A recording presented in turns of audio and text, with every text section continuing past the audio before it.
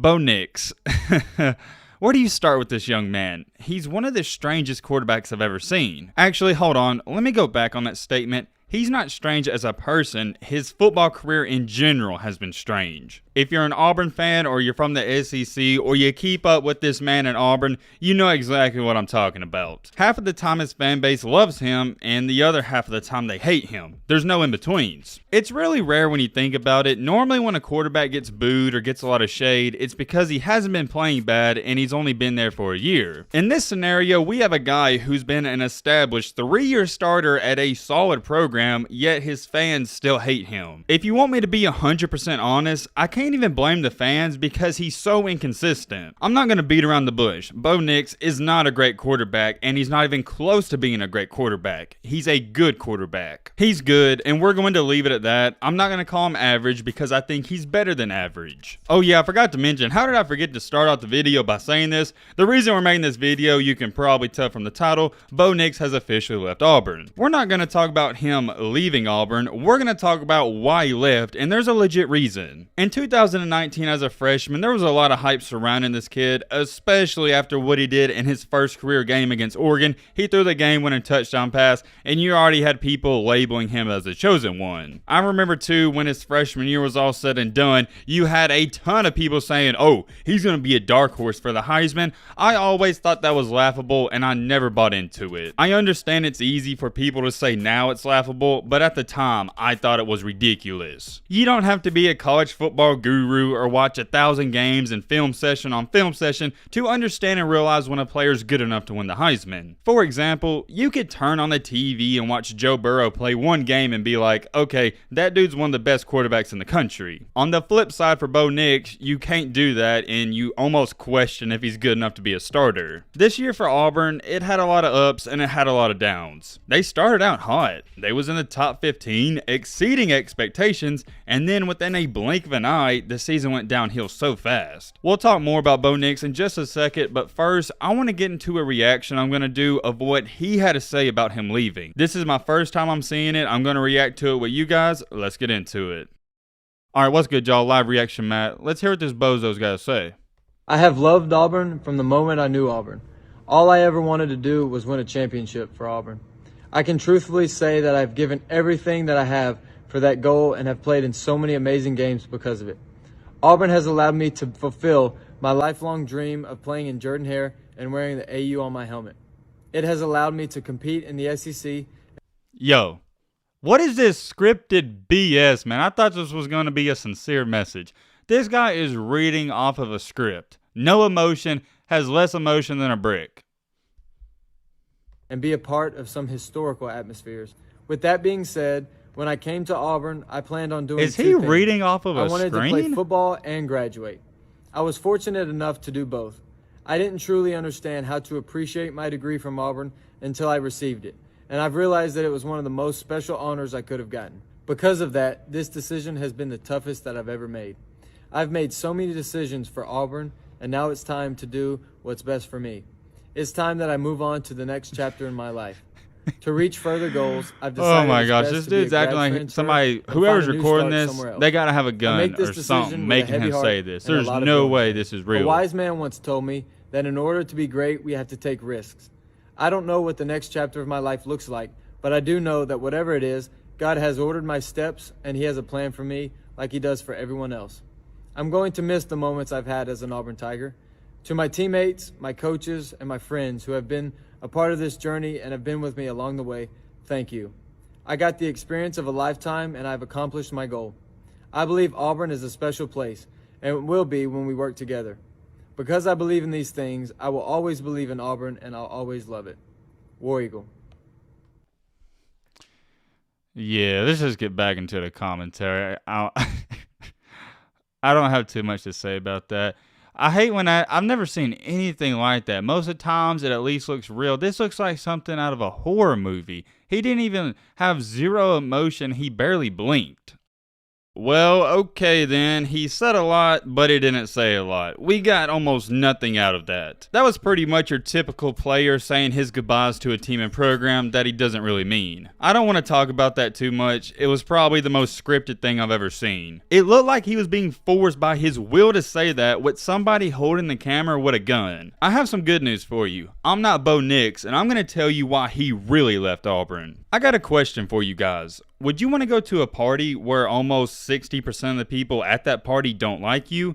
I think we can all answer the same. We'd say no. Why in the world would I go to a party knowing that more than half of them hate me and they don't want me to be there? That right there, ladies and gentlemen, is the exact same thing for Bo Nix and what he's thinking. Why in the heck should I return to Auburn when the fan base already hates me? And if you're about to defend Auburn's fan base, I think you're stupid because all throughout the year he was trending on Twitter and they weren't saying good things. These people were criticizing the heck out of him, saying we want TJ Finley, Bo Nix isn't playing good, and blah blah blah blah, you get the point. But hold on, it gets even better. Not only do the fans not want him there, the coach didn't have his back and didn't believe in him so much either. If some of you remember, he pulled him 1 to 2 times this year in important moments in the game. And I'm not faulting the coach, I actually think he should have pulled Bo sometimes and gave the other quarterback opportunities, but still, Bo Nix doesn't want to play for a coach who doesn't believe in him 100%. It's the same case for Spencer Rattler. He doesn't even want to go to USC and play for Lincoln Riley because he knows he'd bench him in a heartbeat. Whoa, hold on. We gotta get into something else. Not only is Bo Nix going to leave, there's many rumors going around that Tank Bigsby, the best player on Auburn's entire team, is also leaving. Bo Nix leaving, kind of a big deal, kind of not. But if you lose Tank Bigsby, Auburn is going to be in a heap of trouble. You're talking about a team that could possibly go 3-9 or 4-8 next year. Remember, they're in the toughest conference and toughest division in the country. I'm going to throw this out there too. I'm not a big fan of Brian Harsin. I don't have nothing against the guy. I just simply don't think he's cut out to be a coach in the SEC. I simply don't see him as that great of a coach, and I don't think he'll do that much better than Gus Malzahn. I'm not even basing that off of this first season. They could have went 10-2 and I still would have told you I don't think he's that great of a coach. He's a good coach, but like Bo Nix, he's not great. I don't know what it was about Gus Malzahn. That dude could go 0-11, but he somehow always played good against Alabama. As an Alabama fan, I was always scared to play Auburn with Gus Malzahn because he always knew how to get his players hyped up and he'd pull all the tricks out of the bag. Another reason I think Gus Malzahn was underrated as a coach, I'm not saying he was a good coach, I'm saying he was underrated because his players loved him. He knew how to get his players fired up and inspired for the big time games.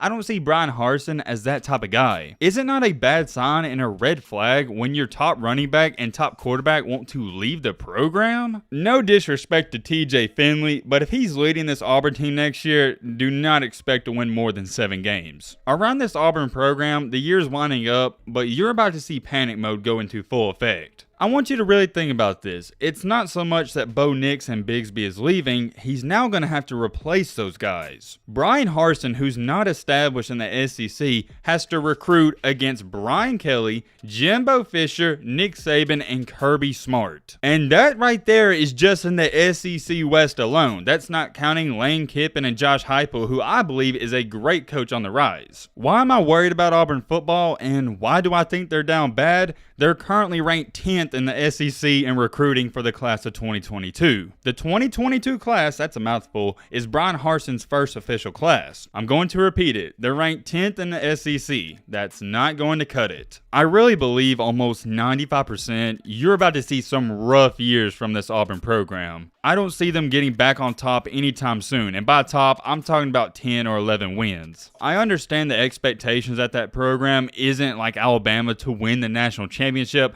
but those fans are rough. They want to compete in every single game. If you're an Auburn head coach, you're going to be okay sometimes going 9-3, 8-4, but you got to have a 10 or 11 win season here and there. If you want to get down to the nit and gritty, I felt like Auburn was extremely fortunate to go 7-5. I'm serious here. Do you think TJ Finley's going to lead Auburn to even 8 or 9 wins? I think that's almost impossible. I could go on and on. I'm going to stop there. It's looking bad. That's all you need to know. Getting back on topic with Bo Nix, you're probably wondering, yo, what's next? Where's he going to go? I have no idea, and there's not too many rumors, and the people that are guessing have no idea either. The only thing I've even seen is he could possibly go to Nebraska, maybe LSU, maybe Ole Miss, and I've also seen FAU. At this point in time, I almost know nothing about where he's leaning towards, so I'm not even going to give you a guess. Your guess right now is about as good as mine. We talked a little earlier on why he's leaving, because he doesn't even feel like the fans want him, and he doesn't even feel like his coach wants him.